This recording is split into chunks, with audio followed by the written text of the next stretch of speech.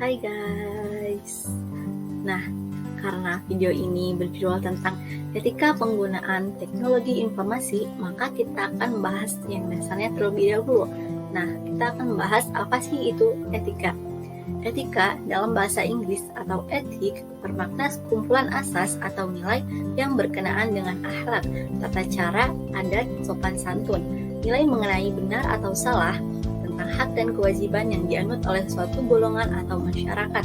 Nah, sedangkan teknologi informasi komunikasi dalam konteks yang lebih luas mencakup semua aspek yang berhubungan dengan mesin, komputer, dan telekomunikasi, teknik yang digunakan untuk menangkap atau mengumpulkan, menyimpan, memanipulasi, menghantar, dan mengendalikan semua bentuk ide dan informasi, melainkan peranan yang penting dalam pengumpulan, pemrosesan, penyimpanan, dan penyebaran informasi, suara, gambar, teks, dan angka yang berasaskan mikroelektronik.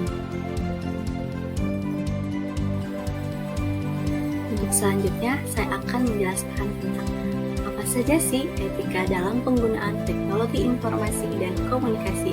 Nah, berikut hal-hal yang harus kita terapkan dalam menggunakan teknologi informasi dan komunikasi.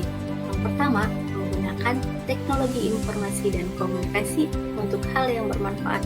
Yang kedua, tidak membajak, menyalin, atau menggandakan tanpa seizin pemilik hak paten. Nah, yang ketiga, tidak mengubah, mengurangi, atau menambah hasil karya orang lain. Yang keempat, tidak menggunakan perangkat lunak untuk suatu kejahatan. Nah, untuk etika selanjutnya yaitu tidak memasukkan dan menyebarkan hal-hal yang bersifat pornografi, kekerasan, dan merugikan orang lain. Yang keenam, menggunakan perangkat lunak yang asli. Yang ketujuh, menjunjung tinggi hak atas kekayaan intelektual atau HAKI, misalnya pencantuman URL website yang menjadi referensi tulisan kita baik di media cetak ataupun elektronik. Nah, yang kedelapan, tidak memasuki sistem informasi orang lain secara ilegal. Nah, kita lanjut yuk.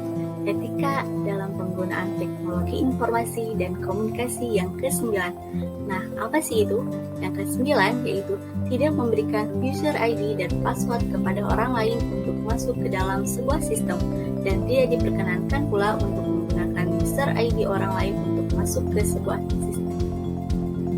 Nah, yang ke-10, tidak mengganggu dan atau merusak sistem informasi orang lain dengan cara apapun. Yang ke-11, tidak menggunakan ICT dalam melakukan perbuatan yang melanggar hukum dan norma-norma yang berlaku di masyarakat. Yang ke-12, tetap bersikap sopan dan santun walau tidak bertatap muka secara langsung. Nah, etika selanjutnya yaitu etika ke-13. Nah, ketika sedang berinteraksi dengan orang lain, menggunakan fasilitas non-verbal seperti message system seperti SMS, chatting, atau email, perlu diperhatikan beberapa etika seperti penulisan yang baik dan tidak menyinggung perasaan pembaca. Untuk poin ke-14, tidak membicarakan keburukan dan menjelekan orang lain di media sosial seperti Facebook, Twitter, email, dan sebagainya yang sejenisnya. Yang ke-15, menggunakan alat pendukung ICT dengan bijaksana dan merawatnya dengan baik. Nah, yang terakhir nih, menerapkan prinsip-prinsip kesehatan dan keselamatan kerja atau K3. Itulah etika dalam penggunaan teknologi informasi dan komunikasi. Semoga kita untuk para pengguna teknologi dan informasi bisa menerapkan hal-hal atau poin-poin ke-16 yang sudah saya sebutkan. Kita lanjut yuk pembahasannya. Nah, kali ini saya akan membahas tentang jenis pelanggaran etika penggunaan teknologi informasi dan komunikasi. Nah, apa saja sih jenis pelanggarannya? Kita bahas satu-satu ya. Untuk jenis pelanggaran yang pertama yaitu ada hacker dan cracker. Apa sih bedanya antara hacker dan cracker? Nah, kata hacker pertama kalinya muncul dengan arti positif untuk menyebut seorang anggota yang memiliki keahlian dalam bidang komputer yang lebih baik ketimbang yang telah dirancang bersama.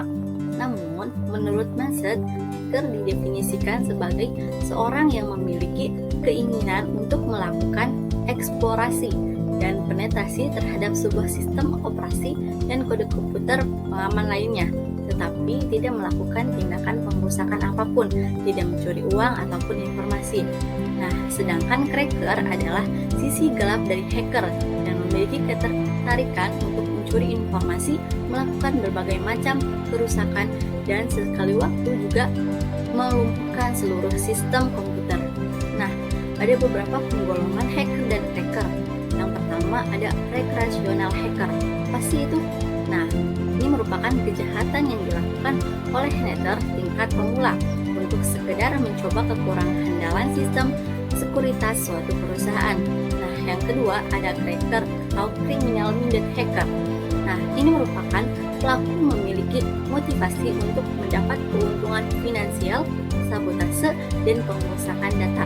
Nah, tipe kejahatan ini dapat dilakukan dengan banyak orang dalam. Selanjutnya ada political hacker atau aktivis politis atau juga disebut hacktivis. Nah, ini melakukan pengerusakan terhadap ratusan situs web untuk mengkampanyekan programnya. Bahkan tidak jarang dipergunakan untuk menempelkan pesan atau untuk sekedar mendiskreditkan lawannya. Nah, jenis pelanggaran yang kedua yaitu denial of service attack atau DOS attack. Apa sih DOS attack ini? Denial of service attack adalah suatu usaha untuk membuat suatu sumber daya komputer yang ada tidak bisa digunakan oleh para pemakai. Nah, denial of service attack ini ditandai oleh suatu usaha eksplisit dengan penyerangan untuk mencegah para pemakai memberi bantuan dari pengguna jasa tersebut. Nah, denial of service attack juga mempunyai dua format umum. Yang pertama, memaksa komputer korban untuk mereset atau korban tidak bisa lagi menggunakan perangkat komputernya seperti yang diharapkan. Yang kedua, menghalangi media komunikasi antara para pemakai dan korban sehingga mereka tidak bisa lagi untuk berkomunikasi.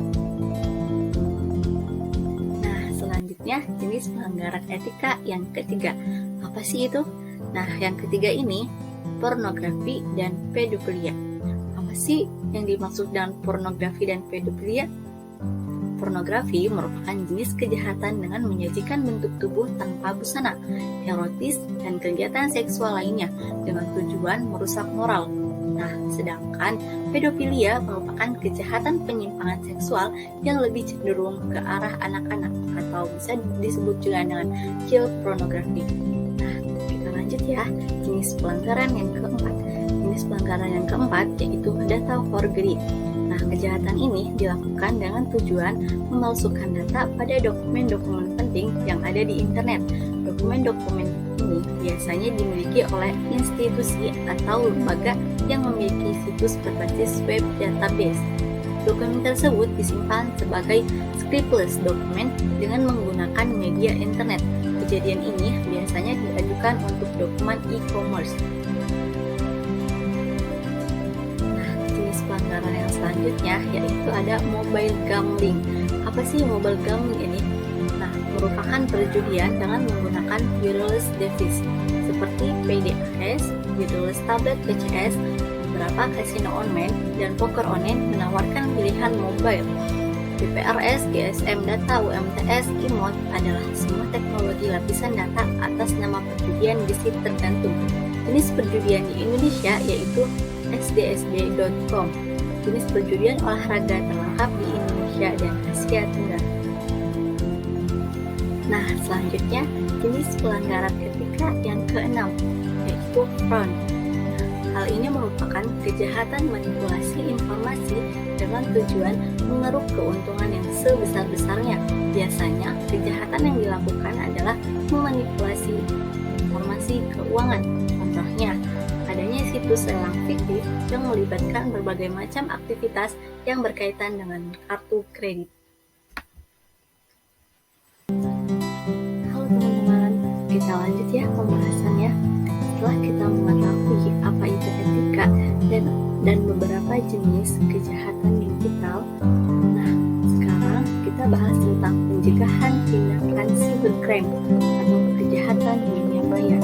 Nah, apa saja sih yang harus kita lakukan untuk menghindari adanya kejahatan di dunia maya? Nah, yang pertama, kita melakukan educate user atau memberikan pengetahuan baru terhadap cybercrime atau kejahatan dunia maya dan dunia internet. Nah, yang kedua, user hacker perspektif atau menggunakan pemikiran dari sisi hacker untuk melindungi sistem Anda.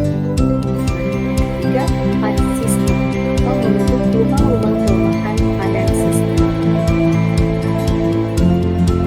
Nah, pencegahan selanjutnya yaitu polis atau menentukan kebijakan-kebijakan dan aturan-aturan yang melindungi sistem dari orang-orang yang tidak berwenang. Artinya kita harus bisa melindungi sistem dari orang-orang yang berstruktur dari bisa dimiliki oleh orang ada di ini artinya intrusion detection system atau bundle IPS intrusion prevention system. Nah, keenam, firewall antivirus. Artinya kita harus melindungi alat-alat elektronik kita dari virus-virus yang ada. Kedua, ada 6 poin yang harus kita cermati dan yang harus kita waspadai gitu, yang harus kita lakukan untuk suatu bentuk pencegahan atas tindakan cybercrime atau kejahatan di dunia maya.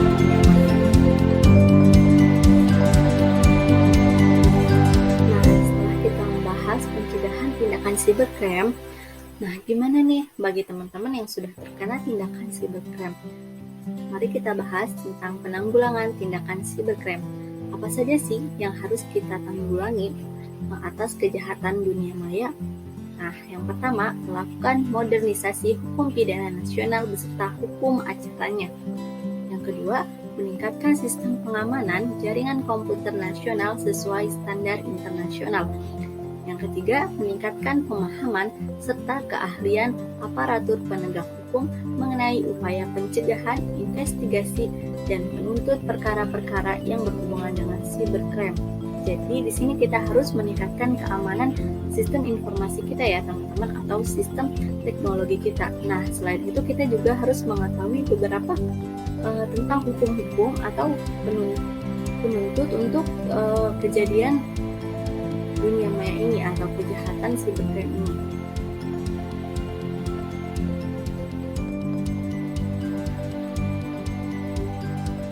Penanggulangan tindakan selanjutnya yaitu meningkatkan kesadaran warga negara mengenai masalah cybercrime serta pentingnya mencegah kejahatan tersebut terjadi. Nah, yang kelima, meningkatkan kerjasama antar negara baik bilateral, regional, maupun multilateral dalam upaya penanganan cybercrime.